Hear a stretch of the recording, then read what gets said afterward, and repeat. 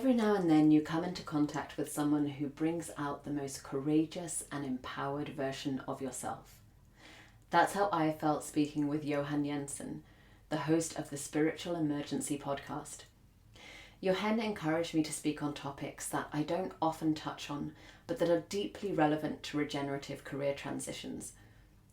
To be honest, there were many extracts I could have chosen to share with you, but I went with the one that, to quote myself on the podcast, lights an angry fire in me. Before I go into more detail, can I ask, do you have someone like that in your work life? Someone who brings out the most courageous and empowered version of yourself as you navigate the challenging transition to a regenerative career? Perhaps I can be that person for you. Of course, here on the podcast, but also working one-to-one with you to focus on your specific challenges and stumbling blocks and help you to find the confidence and clarity you need to map out your regenerative path. Whether this is the right time, whether I'm the right guide is entirely up to you, but why not explore your options? Book a free discovery call with me today. You'll share what you want for your work life and I'll share how I can help you. The rest is up to you. Go to regenerativeworklife.com/discovery and choose a time that works for you. So back to this powerful conversation and the topic I want to share with you today. Johan asked me about two things that I sometimes hesitate to talk about because of their potential to upset and disrupt people. He asked me about my changing feelings towards climate tech, a sector I was devoted to for well over a decade, as well as my thoughts on corporate sustainability. And whew, did that open a can of passionate worms. I want to share this with you because I see so many people with really good intentions, with deep passion, with awe-inspiring commitment coming into the sustainability space and being swallowed up by the corporate machine. I have my own lived experience of believing in a sector that could really drive genuine transformation, but coming to see that it was fundamentally hampered by a lack of systemic change and intersectional awareness. In short, I believe that we have to focus on changing the model that we are operating on. And as I said in the title of today's episode, sustainability without system change is simply a sticking plaster. And I want you, as someone who is moving into this space, to understand that for yourself so that you have your eyes wide open and can focus your efforts on real, meaningful change that actually makes an impact. I hope today's episode resonates. Here are some highlights from my conversation with Johan.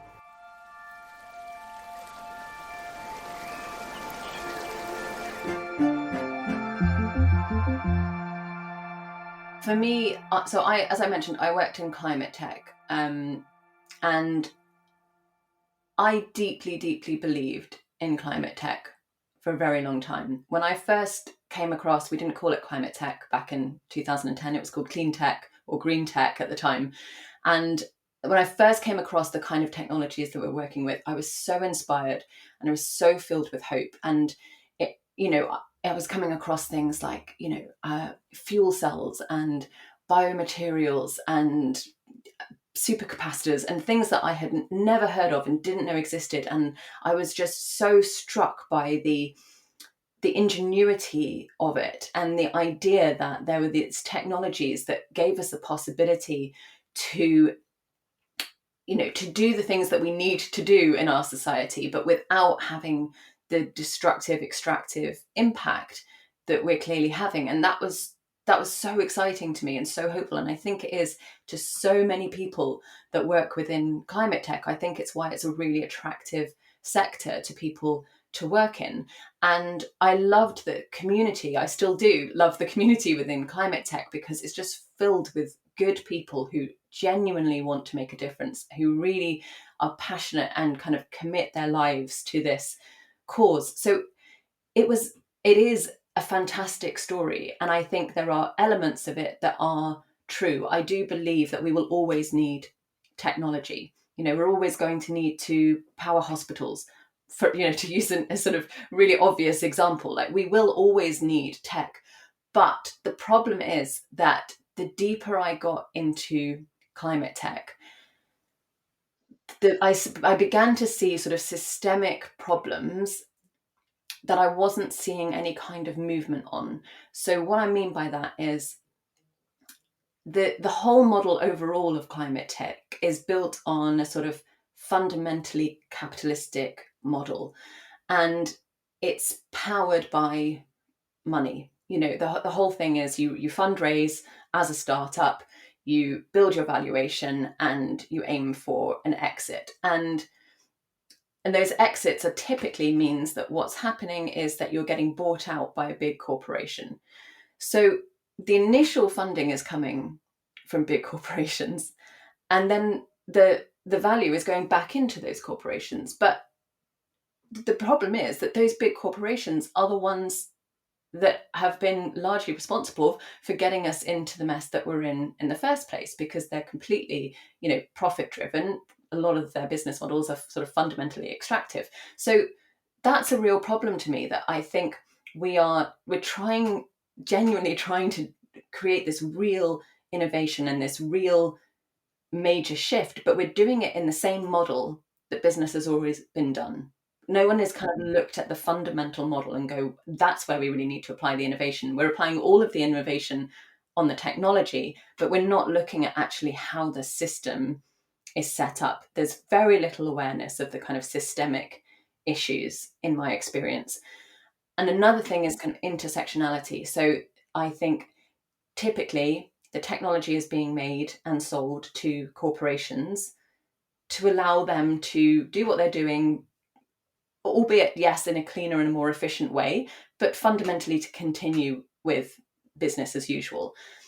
Or climate tech is being made to support, privileged white Western nations. That's where this technology is going. It is, in very few cases, going to the people who are going to be most affected by climate change. And I think there's a real lack of awareness around intersectionality within climate tech. So it's not. So I'm treading carefully, because I still have a lot of love and affection, and I really feel that there are very good people making very good technologies. But I think that these systemic questions need to be asked, and it became increasingly frustrating to me that they weren't being asked. And as I sort of stepped back, as I got to a decade or more in this sector, and asked the question of, can I kind of quantify the impact that my company, the companies we've worked with, this sector has had in the last 10 years? Can I say, look, this is where we started, and these are all the improvements that have been made? I struggled to answer that question when I really sort of zoomed out and looked on a global scale. I don't see that improvement. So to me, the shift that I think the vast majority of us know needs to happen and are desperately craving, it needs to come from somewhere else. It isn't going to come from climate tech. There will be a role for climate tech, absolutely, but that is not going to be where we see fundamental shift happening. And that's what led me into exploring concepts around regeneration. And that's why I came into the Rebiz program, because I realized something has to change at a more fundamental level. It has to change within us, within our consciousness, within how we see the world, because otherwise we're just perpetuating the same system. And that's really what I learned inside of Rebiz, because it was really about just shifting worldview. And I think that is what needs to happen. We need a fundamental shift in worldview. We are nature, that we and nature are one. And that had never been my understanding before.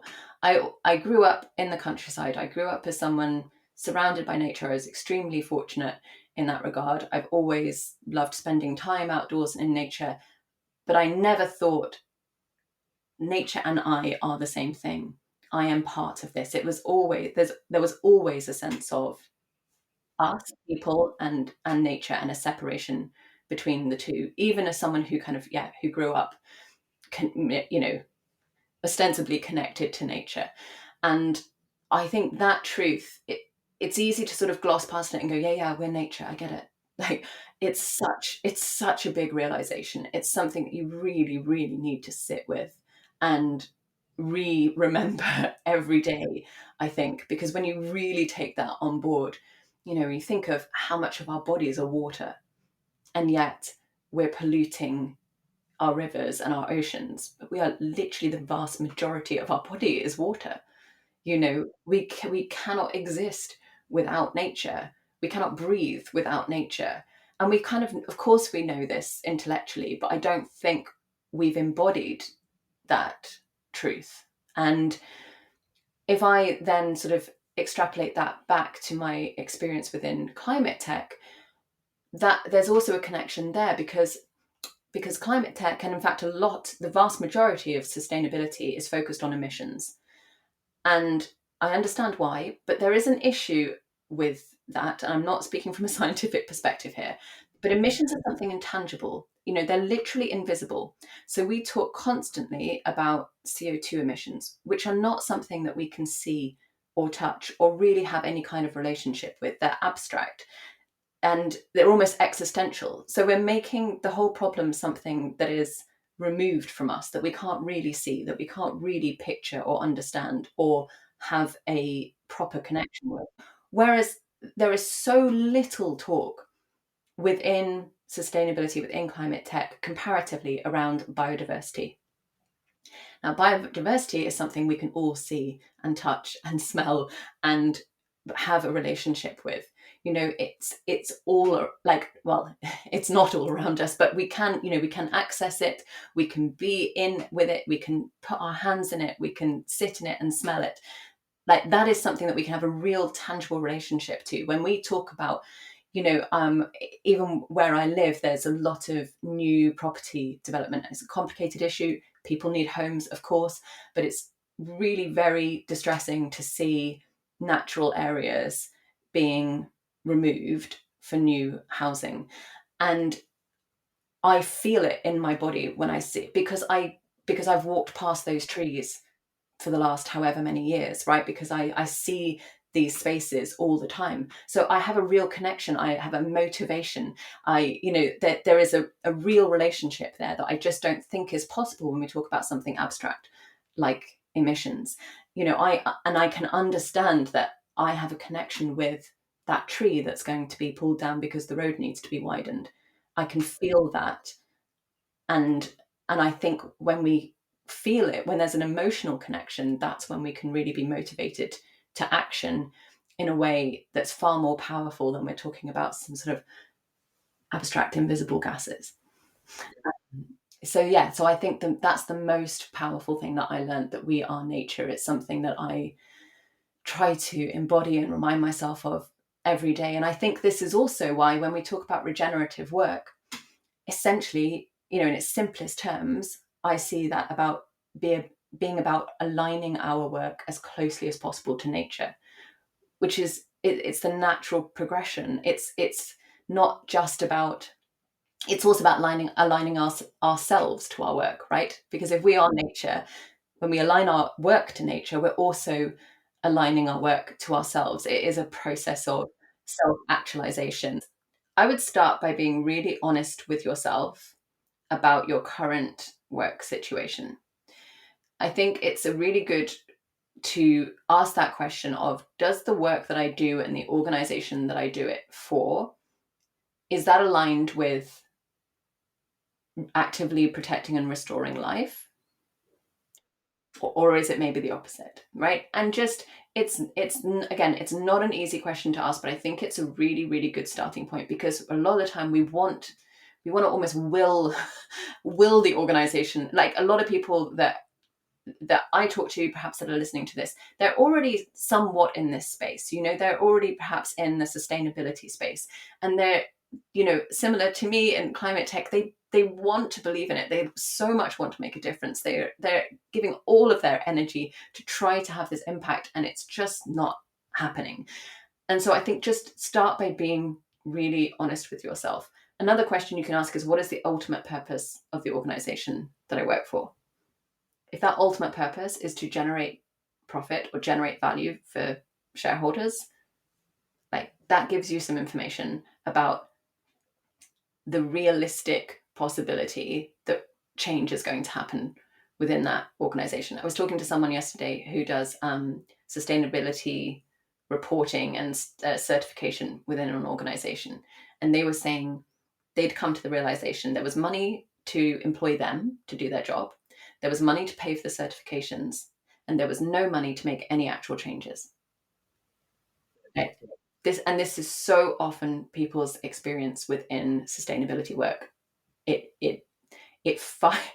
lights a fire in me, an angry fire in me. This is so often people's experience, is that you are there so that an organization can say that they're doing it. They can have all the nice labels and badges that said they're doing it, but when it actually comes to making meaningful change, it doesn't happen.